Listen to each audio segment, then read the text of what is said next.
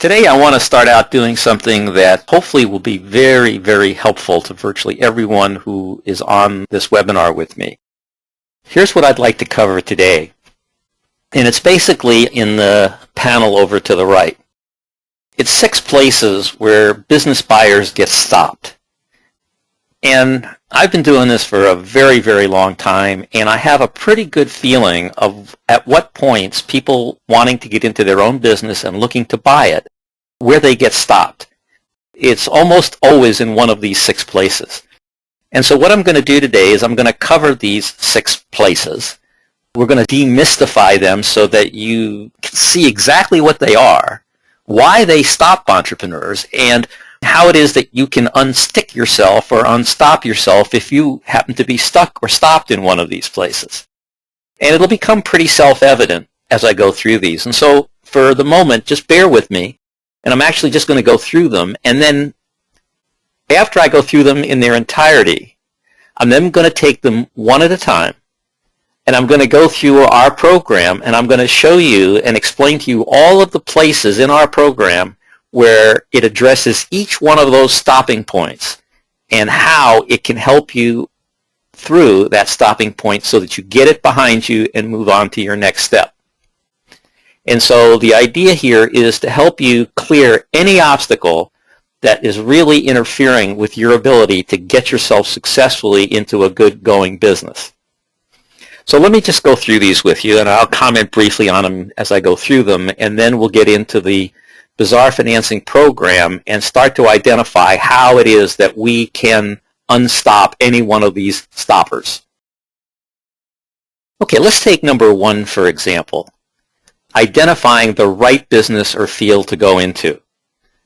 This is the first place that people get stopped, because what's happening to people who are making a life-changing decision as to how you're going to conduct the rest of your life, you don't want to do this 3 and 4 and 5 more times. You don't mind having to change fields because the economy changes or because what the public is looking for and their tastes change.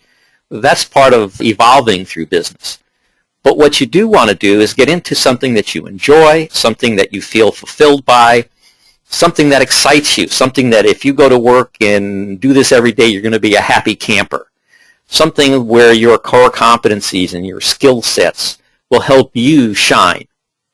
And so identifying that right business or field to go into is something that stops people, because this is a place where you become unsure of, well, is this the right business for me? Will I be happy here? Is this going to be fulfilling for me? Is it going to answer all those questions? And until you're satisfied that those questions have been fully answered for you, it's really hard to go beyond that point with enthusiasm. So it's where a whole bunch of folks get stopped. The second place is finding a worthwhile business for sale by a motivated seller. Now there's a couple of key elements to that. Worthwhile business, for sale, motivated seller. And each of those 3 points is vitally important, because if you take away any one of them, the purchase is going to become a lot more difficult and a lot less fruitful. So finding that business that's a good business, that's for sale by a motivated seller, somebody who will be flexible when it comes to the terms necessary to make a purchase, is something that stops a lot of people. So here you are now, you've found the right field for you to go into, but you just can't find a business that's worth buying or a seller that's motivated to sell. So we're going to look at that today and look about how we get unstopped there if that's what's stopping us. Number 3 is meeting directly with the seller. And that includes, by the way, getting past a business broker, because a lot of times you might go to a business broker and they refuse to let you meet the seller. They want to be the go-between and deliver all the information back and forth between you and the seller. It's very difficult to creatively buy a business that way, because you're limited by the communication skills of that broker and his own agenda. And you can't form a cosmic bond with a seller through a broker. It only happens when you meet that seller directly. Now, meeting the seller directly carries some heavy burdens that can stop you. And the burden is what we used to call in the insurance business when they were training us to go out and sell insurance. They called it hot doorknobs and on-fire telephones. And what they meant by that was the fear, the intimidation factor of picking up a phone and facing rejection when you call somebody to set up a meeting or to try and get their agreement. It's a hard thing psychologically for a lot of people to do. And so it puts forth a barrier that a lot of folks get stopped here because they can't just pick up that phone and call somebody they don't know or that they don't feel comfortable with. So we're going to spend some time today in what is this barrier, how does it work, and how do we get past it so that we can feel comfortable picking up a phone or making contact by the ways in which we can soften that approach to make it more comfortable for us to reach out and make that connection. Now, if you're good enough and diligent enough to get past the first three places where business buyers get stopped, then you got the fourth one here, which is actually negotiating the purchase. And this one can put people on overwhelm because negotiating a purchase is pretty sophisticated. I mean, think about this. Number one, you have to have an understanding of the techniques and methods of negotiation so that you feel comfortable even doing it and that you can be successful doing it because you know what to do and how things work and when not to do things. But it's even deeper than that because in order to negotiate, you got to understand value. You got to know what's valuable and what's not so you know what to put an emphasis on. You got to know how to make the trade-offs, and you can't do that without understanding the values involved. So there's an analytical side to it. There's a knowledge side of the business. There's an understanding of the seller. I mean, I could go on, and I won't do it here because here we're just really briefly going through the stoppers. But to be a good negotiator means you have to command a lot of elements. And so there's a big fear factor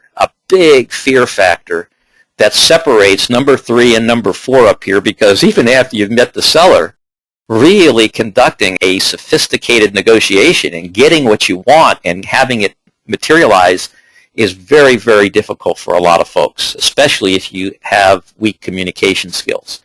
So number 4, we're going to be addressing that as well today in terms of how in our program and where in our program that stop gets handled. Now, if you manage to get through stops 1 through 4, then number 5 is a stopper if you really need outside cash to get this done. It'll stop you if you don't know how to get it. And if you don't know where to go to get it, how to position yourself to get it, how to make it so attractive to the person you want it from that they throw it at you. They won't let you out of the room until you take their money.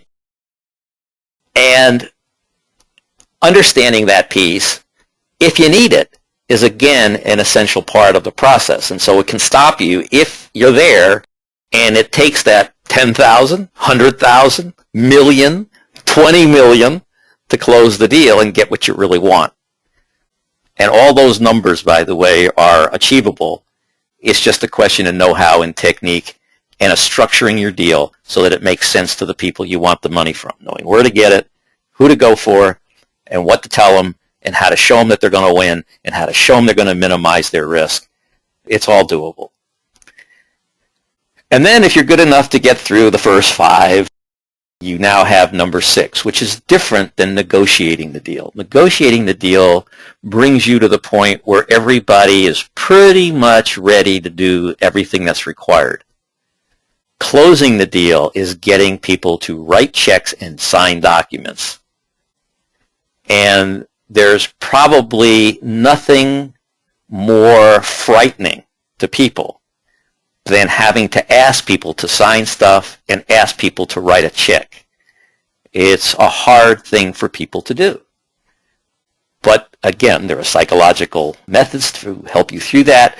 There are ways that you can prepare yourself so that closing the deal literally rolls off your tongue, literally becomes second nature to you, so that you don't get within 1 foot of the finish line and then all of a sudden you choke and you don't get the closing, and all of a sudden the deal dematerializes right before your very eyes. So these are the major stoppers. And as you think about it, if you look at your own experience in trying to get yourself into a business, you can probably look at those and identify which ones have stopped you so far, and perhaps where you are on that continuum of 6 different major places where business buyers get stopped. And perhaps the really good news here is that before this day is out, before our 2 hours together is complete, you're going to fully understand these stops. You're going to understand how they affect you and why they've become stops for you, how to overcome those stops, and in fact, where in our program you're going to get all of the support and confidence building that you need to make sure that these things no longer become a stop for you, and that when you get to the next place where you're likely to get stopped, you'll be ready for it. And it won't be a surprise to you. You'll feel totally comfortable and ready to move on through.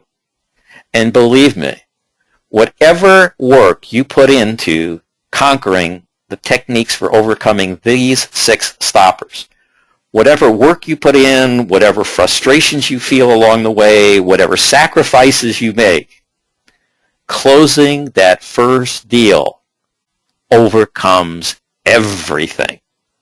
It gets you to the point where you feel unstoppable, you feel that the world is yours, and you know, absolutely know, that you are now in total control of your financial future. There's nothing like the feeling you get having closed the deal and stepping into that new business that's going to build your future. So, with that by way of introduction, what I'm going to do is I'm actually going to now go through here and show you how to get unstopped. And all of it's going to come out of the Bizarre Financing Table of Contents, which takes you through all of the various sections, all of the pieces of those sections and subsections, and leads you systematically through a system, a process and a system that if you follow it, will systematically take you through each and every one of these obstacles. And the videos, remember, are all coordinated with the audios, which are all coordinated with the workbook, which are all coordinated with the tools that are available to you, which all lead into further refinement through the webinars that you participate in and that you can go back to in our library. And everything is there for you, to the point where you can go through here and identify exactly where your issue is, exactly what you need to do to fix it, and exactly what you need to do to move on to your next challenge. But they're limited. There is a light at the end of the tunnel, and it's called closing the deal, and when it happens, you're done. At least you're done buying it. Now comes the real fun. You're going to run it and build yourself some phenomenal income and net worth. But these are the things that are the inhibitors, and through Bizarre Financing, our objective is to train you, show you, support you, do what it takes to help you in every way we know how to take you through what it takes to overcome those obstacles. So,